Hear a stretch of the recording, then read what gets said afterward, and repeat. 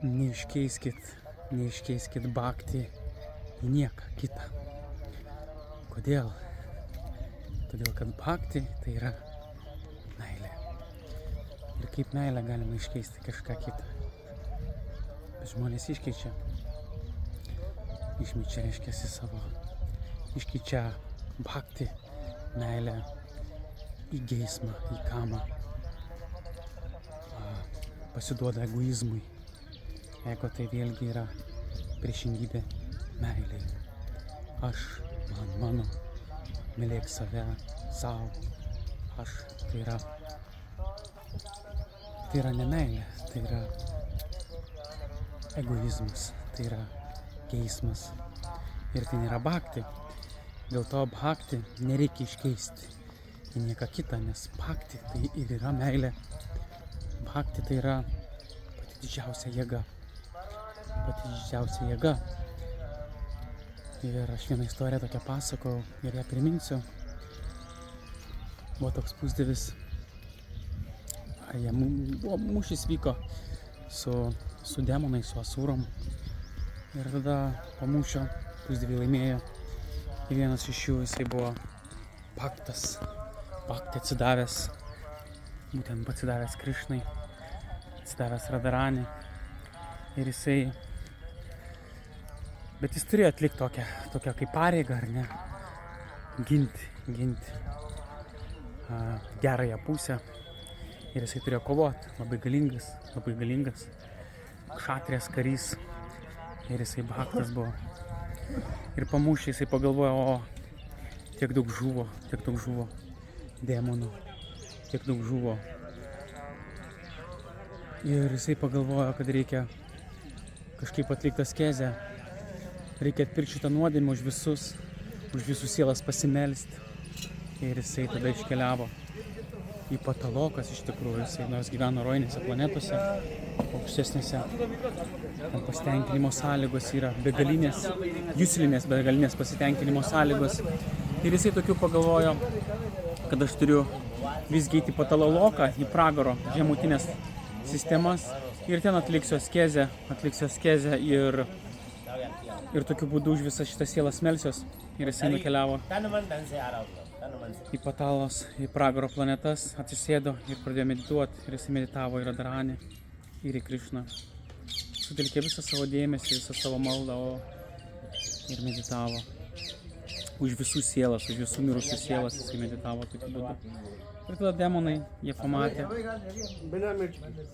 jį tenais medituojant ir galvojo, mes atkeršysim, bet vienam iš jų susirinko visi ir bandė jį nužudyti visokiais įvairiausiais ginklais, kiek jie bandė jį žudyti. Sutelkė visą savo jėgą, savo ginklais ir tie ginklai, reiškia, sugrįžo jiems patiems, jo net nepaleisdami. Ką jie bedarė ant jų, reiškia, liko žymės ant jų pačių kūnų. Tokiu būdu jie nukeliavo pas savo dvasinį mokytoją. Jie taip turėjo, taip pat dvasinį mokytoją, jisai šventas. Ir jisai klausė, kodėl taip yra? Mes bandom jį nužudyti, jis mūsų priešas, mes norim atkeršyti. Kodėl neveikia jo? Kodėl nepaliečia mūsų ginklai? Jisai sako, tai turėtų būti tai vienas dalykas, sako, jisai medituoja ir Radha Krišna. Jisai medituoja, dėl to jisai gauna labai ypatingą apsaugą Krišnos. Ir jūs jo negalėsit nužudyti. Ką reikia daryti? Mes jį norim nužudyti. Tada sako, jūs turite išmušti iš jo meditacijos. Jeigu jūs išmušite iš jo meditacijos, kažkaip jį suklaidinsit, tada tai bus įmanoma jį nužudyti, kitaip tai ne. Ir tokiu būdu jie nusileido atgal į Pataloką ir jie pradėjo vaikščioti aplinkui jį, kritikuodami viską. Jį reiškia, Dievą, čia procesą, kodėl tu čia medituoji, kam tu čia reikia? Ateik, mes tau duosim, tiek mes turim gražių moterų, turim turtų. Ko tik nori, mes tau viską suteiksim, mes viską turim. Dovanosim tau, ką tik nori. Ko tu čia taip sėdi liūdnai šitam Patalolokui? Palik šitą procesą, ką tu čia darai iš viso kažkokiam nesąmonėm užsiemi. Užsiemi kažkam tai nesąmonėm. Einam. Ir jisai viduje meditavo, jisai suprato, ko jie siekia. Jisai suprato. Ir tokiu būdu jis toliau meditavo į Krišną. Ir jie, neišėjo taip, reiškia, pradėjo kritikuoti Krišną, pradėjo kritikuoti visus. Ir jisai pagalvojo, Krišna, aš tai man tas kūnas, aš galiu leisti jį nužudyti. Jisai viduje tokia vidinė malda, jisai viduje bendravo su Krišna. Jisai viduje meditacijai, jisai meldžiasi Krišna. Man nesvarbu šitas kūnas, bet kodėl jie tave kritikuoja. Ir tokiu būdu galvoju, ką man daryti. Aš nenoriu girdėti, reiškia, kritikos, kaip jie kritikuoja tave. Tuomet jisai pradėjo melstis, galvoju, Krišna, būk geras. Suteik jiems malonę, jie tiek kenčia, jie tiek liūdi. Užsiema tokiais niekingais dalykais. Duok jiems malonę, dovanok jiems priėmą. Ir jo malda. Ir Krišna jisai išgirdo jo maldą ir jisai galvoja, mano baktas, aš išpildysiu jo troškimą. Jis dovanoja, reiškia, visiems. Ir jis demonams dovanoja priėmą, reiškia. Tai buvo ypatinga jo malonė, aišku, jo maldos malonė.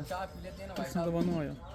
Ir kai, reiškia, meilė pasiekė bhakti, būtent bhakti pasiekė šitų demonų širdis, jie suprato, ką mes čia darom, kokias nesąmonės, jie sužilėjo palaimą didžiulį, džiaugsmas, begalinis dvasinis. Ir jie, suprato, kokie čia mes kvailiai niekšai, reiškia, jie gavę tą bhakti, jie nusilenkė šitam pusdieviui, nusilenkė taip pat Krišnai, jie, reiškia, gavę tą meilę, jas bhakti būtent, tai yra ta bhakti. Atsidavimo tą tokią tarnystę Dievui būtent. Ir jie gavę visą tai, jie džiaugiasi šitą palaimą, lenkėsi jam šitam pusdieviui. Tada jis sugrįžo pas savo dvasį mokytoją, sako, kai mes kvailiai, sako, mes čia tokiom nesąmonėm užsiejom, sako, bhakti procesas. Mūsų galvoj dabar, reiškia, skamba tais Krišnos vardas.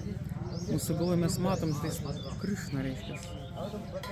Ir taip gera mums. Atrodo, kad visas pasaulis tapo nebesvarbus. Ir tokiu būdu dvasis mokytas, jis apsidžiaugė, jis pagaliau pasiekė. Tai pats aukščiausias, ką jis gali pasiekti. Nors jie demonai, bet jie buvo atsidavę, jie turi savo dvasinį mokytoją ir asuras. Jie taip pat turi savo dvasinį mokytoją ir pusdieviai turi savo dvasinį mokytoją. Ir jie visgi kartais jo klauso. Tai yra tokia galia yra bhakti būtent. Dėl to mes neturėtume iškeisti bhakti nieką kitą. Bet kartais kažkas galvoja, kas tas bhakti procesas ir kažkam atrodo sunku labai. Tai yra procesas labai paprastas. Bhakti jogos procesas yra labai paprastas. Ir būtent tai yra du dalykai. Mes galim atsiduoti arba majai, arba reiškia išorėje, arba atsiduoti savo protui, savo juslėms. Iš esmės tai juslėms. Mes galim atsiduoti savo juslėms ir ieškoti laimės išorėje. Ir juslinį pasitenkinimą. Ir antras dalykas, mes galim ieškoti laimės atsiduodami būtent Krišnai, Rada Krišnai. Galvoti apie jų malonumą, apie jų laimę ir būtent jiems pasitarnauti. Mes, aišku, savo pradiniam lygmenį galim kartuoti, šlovinti Krišną, kartuodami jo vardą, protę kartuojam, šlovinam jį. Mintise taip pat, aišku, galima pasitarnauti, atlikti tam tikrą tarnystę, Radaranį. Krišnai galima padaryti. Pavyzdžiui, mandžiarės, mes turėtume medituoti mandžiarį svarūpą, medituoti. Ir mandžiarės, tai jų vienintelis tikslas reiškia patenkinti Radaranį ir Krišną, tai reiškia jie laimingi tada, kada būna kartu. Jų tikslas organizuoti jų susitikimus būtent. Būtent jų susitikimus organizuoti Rada, Krišnos. Ir kai jie susitinka, jos būna labai patenkintos. Ir aišku, jie leidžia kartu laiką.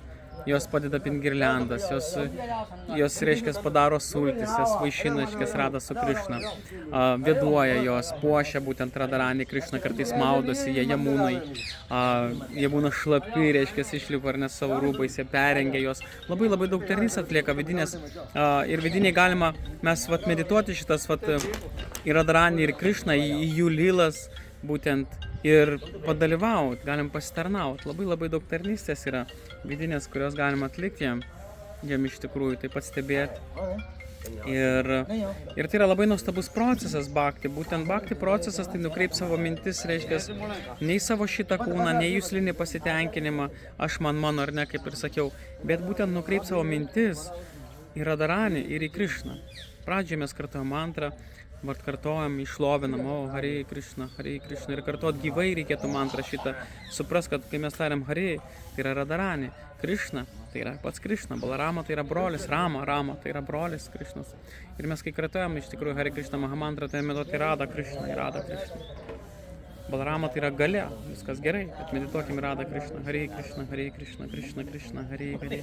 Ir prisiminkim Radha Krishna lylą, galim joje kažką pasitarnauti, galima vėduoti jos, galima puošti, galime gėlytės. Tai yra meditacijos dalykai ir aišku, čia yra procesas, kurios mes sužinom, medituojam, skaitom knygas, pavyzdžiui, dvasinės, klausom paskaitų. Tokiu būdu mes daugiau reikėtų skaityti apie. Aišku, tos yra filosofinės tam tikros, žinios mums yra reikalingos, mums žinios, kad mes suprastum, mūsų intelektas taptų stiprus. Ir po to Radha Krishna lyla, kad mes galėtume medituoti, o Radha Krishna lyla mes galėtume medituoti. Visą savo vidų, savo sąmonę turėtum, užimti galvojimu ir tarnystę. Radha Krishna. Aišku, tarnystę mes galime atlikti ir išorinę, tarnystę galim taip pat kažkam pasakot, taip pat aišku yra lenkėsi, būtent dievybės kažkas turi altoriuką. Ar ne, Radha Krishna aukoja gėlytės, aukoja smilkalus, maistą gamina, ar ne, su nuotaika. Būtent aukoja tą maistą Radha Krishnai, po to patys valgo. Taigi, po truputėlį mes sužinosim, aišku, mes ir žinom, aš vis pasakoju apie būtent šitą procesą. Tai norėjau pasakyti, kad bhakti, tai yra, nereikia iškeisti nieko, bhakti tai yra pats brangiausias dalykas, tai yra labai brangu ir bhakti jinai labai galinga, iš tikrųjų. Bhakti būtent, kaip tas Puizevis, reiškia, bhakti, jisai meditavo Radha Krishna. Jis meditavo jos į Krishną ir net ginklai jo nepalėtė. Tokia tai turi galę bhakti. Ir bhakti procesas yra labai paprastas, labai paprastas. Tai yra mūsų sąmonės dalykas. Mes savo sąmonę nukreipiam arba į savo juslinį pasitenkinimą, į savo kūnelį šitą, į išorę, ar ne, į šitą materiją, čia kažkur mūsų mintis. Arba mes nukreipiam savo mintis, reiškia, į Radharani ir į Krishną. Tai yra du dalykai, reiškia. Mes visą laiką šlovinam save, aš, mano, čia ir apie save galvojam, čia norim, reiškia, šlovės, garbės, turtų, pripažinimų, kažkokių tai išorė, ar ne. Sąsai su iš to kūnu, sąsai iš tais jusliais. Tai reiškia, vienas yra dalykas. Antras dalykas tai yra būtent medituoti, galvoti apie Radharani, galvoti apie Krishną. Galbūt mintyse jam pasitarnauti, skaityti šventas knygas. Tai yra labai paprastas procesas. Tai yra sąmonės dalykas. Mūsų sąmonė nukreipta arba į materiją, į išorę, arba į Radharani ir Krishną. Į mantros kartojimą, į šventraščių skaitimą, studiją, būtent apmąstymą ar neprisimimas Maranam, būtent lylas medituoti Radharani Krishnas. Tai yra toks paprastas dalykas iš tikrųjų, tai yra labai paprasta. Perjungiam sąmonę, reiškia, perjungiam savo mintis. Arba mes savo sąmonę mintis nukreipiam į materiją, į išorę, čia. Arba yra Radharani Krishna, viskas. Tai yra duskri, tai yra bhakti. Būtent ir šitą bhakti atneša labai didžiulę palaimą, apsaugą, džiaugsmą. Ir tai yra sėkmė, reiškia, bhakti tai yra meilė. Ir galų gale tai bhakti tai yra meilė. Ir tada pabus šitą meilę. Priešingų atveju tai mūsų širdis bus, mes būsim kupini egoizmo, geismo, kama yra atma kama ir yra kama, reiškia. Tai kama, tai mes nuo geismo esam priklausomi, o atma kama tai reiškia laisvi nuo geismo. Jeigu mes esam laisvi nuo geismo, atma kama, tai mes reiškia tada turim meilę, bhakti. Tai norėjau pasakyti, kad neiškeiskit bhakti į nieką kitą, tai yra pati didžiausia jėga, pati didžiausia laimė, pats didžiausias džiaugsmas. Ir tai yra mūsų gyvenimas, tai yra sielos gyvenimas, tai tada prasidės tikras gyvenimas. Radhe.